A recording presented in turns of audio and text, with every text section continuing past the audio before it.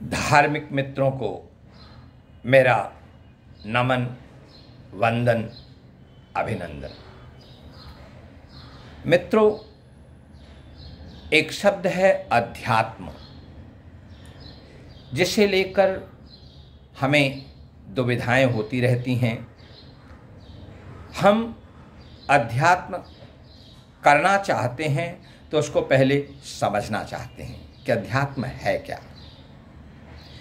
आज इसी अध्यात्म के संदर्भ में मैं कुछ प्रकाश डालना चाहता हूँ।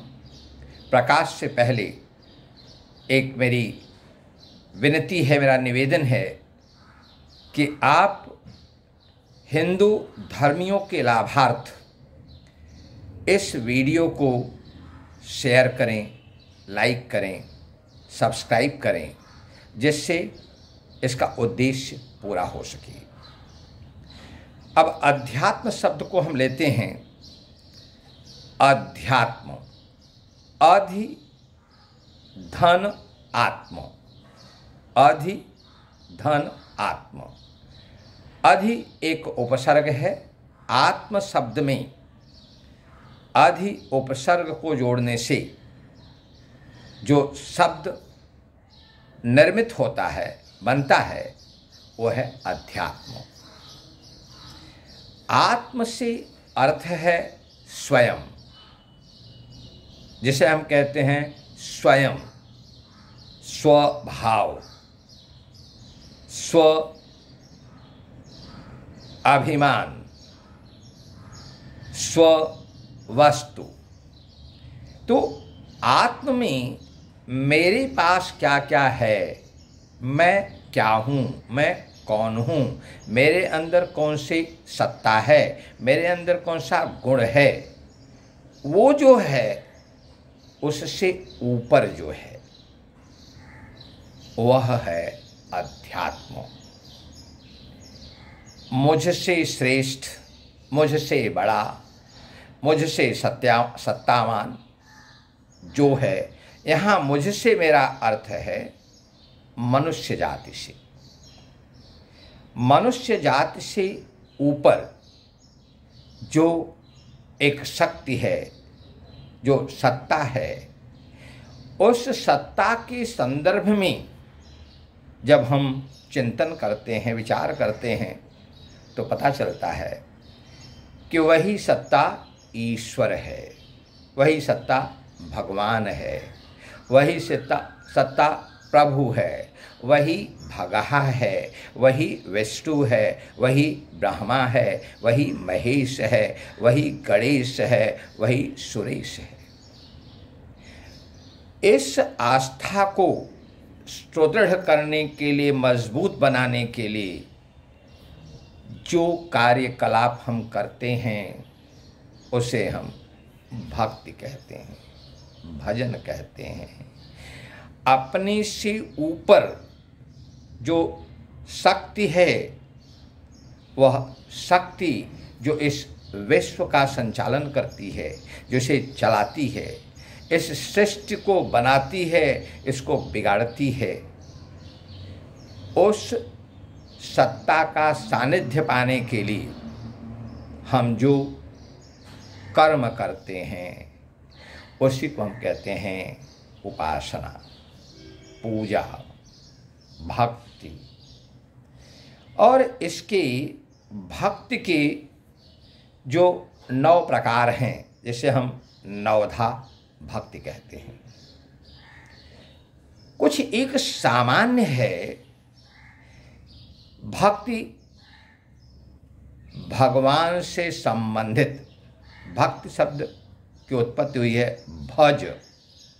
भज जो संस्कृत का मूल धातु रूप है, उससे भक्त, और भक्त जो है वह संज्ञा है, और भक्ति जो है वो भाववाचक संज्ञा है।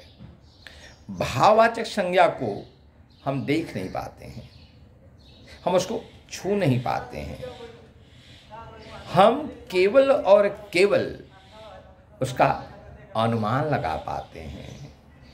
हम केवल उसका आकलन कर सकते हैं, उसके संदर्भ में चिंतन कर सकते हैं, उसका एक रूप बना सकते हैं।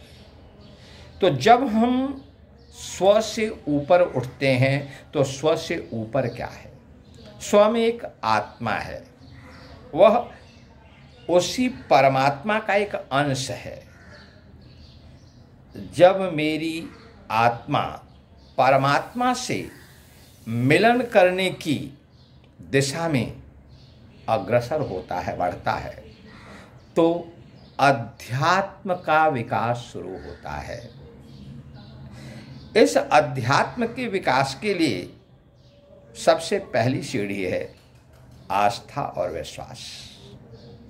ईश्वर है, वही सबसे बड़ी सत्ता है, वही मुझे और मेरे साथ सारे मानवजन, सारे ब्रह्मांड, त्रिलोक, मध्यलोक, ऊर्ध्वलोक, पाताल लोक, इन लोकों का स्वामी है। तो जब हम उसे स्वीकार कर लेते हैं और फिर हम वेदों में जो 1,00,000 मंत्र लिखे हुए हैं, जिसमें 80,000 केवल कर्म से संबंधित हैं, 16,000 हमारे ज्ञान से संबंधित हैं और 4,000 जो है पूजा पाठ और उपासना से संबंधित है। उन चीज़ों को हम अपने जीवन में स्थान देने लगते हैं। एक छोटा सा मंत्र लेंगे और फिर हम जो है अध्यात्म से जुड़ने की कोशिश करेंगे।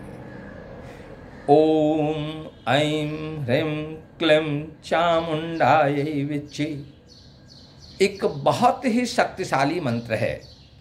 ओम, अ, उ और म, इन 3 अक्षरों से बना हुआ जो ओम है वह ब्रह्मा, विष्णु और महेश, इन 3 शक्तियों के सामंजस्य से बना हुआ है। उनको शक्ति माना गया है। तो ओम, ऐं ह्रीं, ऐं मीन्स सरस्वती, ह्रीं मीन्स लक्ष्मी, क्लीं मीन्स काली, चामुंडाई चंड और मुंड का वध करने वाली माँ दुर्गा,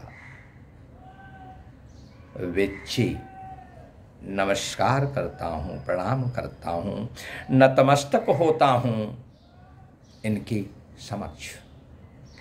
अब इसी को जब हम विश्वास के साथ स्मरण करते हैं, भजते हैं, ओम ऐं ह्रीं क्लीं चामुंडाय विच्चे, ओम ऐं ह्रीं क्लीं चामुंडाय विच्चे, ओम ऐं ह्रीं क्लीं चामुंडाय विच्चे, ओम ऐं ह्रीं क्लीं चामुंडाय विच्चे, ये हम मंत्र जपते रहते हैं।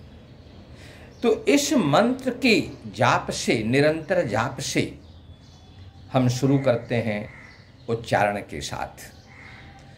फिर अभ्यास हो जाने के बाद अपने होठों से, और फिर अजपाजप, केवल हमारे हृदय में उनका स्मरण, उनका आभास, उनके प्रति दृढ़ विश्वास, दृढ़ निष्ठा, समर्पण की भावना धीरे धीरे जगती है और वहीं से शुरुआत हो जाती है अध्यात्म की।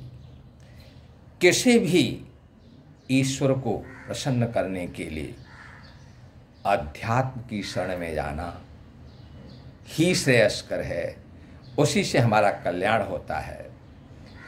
आज मैंने आपको सूक्ष्म में अध्यात्म विषय पर परिचय दिया। अगले वीडियो में कुछ इसी तरह के और ज्ञानप्रद वीडियो की रचना होगी। नमस्कार।